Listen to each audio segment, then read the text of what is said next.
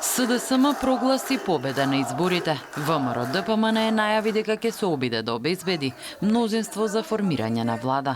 Од владеачката партија порачаа дека водат со најмалку 3 пратеника. Со убедлива и стабилна предност во моментот од над 3 пратенички мандати пред ВМРО ДПМН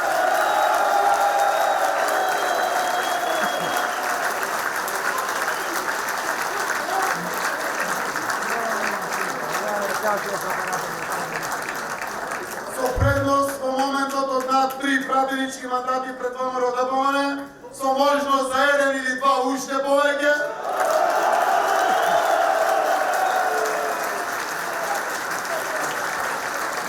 нашата коалиција Можеме е победничката коалиција на овие парламентарни избори. Но со кого ќе коалицира СДСМ, тој не откри. За ова прашање знаете дека треба да ги сочекаме резултатите? За разлика од СДСМ, во таборот на ВМРО ДПМН немаше еуфорија. По првично прогласување на водство од опозицијската партија се премислија и ја прогласија изборната трка за неизвестна.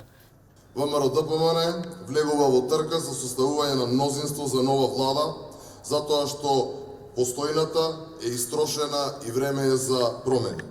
Нијанушев не кажа со кого би коалицирале. Многу пати до сега сме го кажале ставот во однос со тоа кој и со кого би можело да се преговара за идната влада, сепак да почекаме да видиме и финално како ќе бидат поделени мандатите.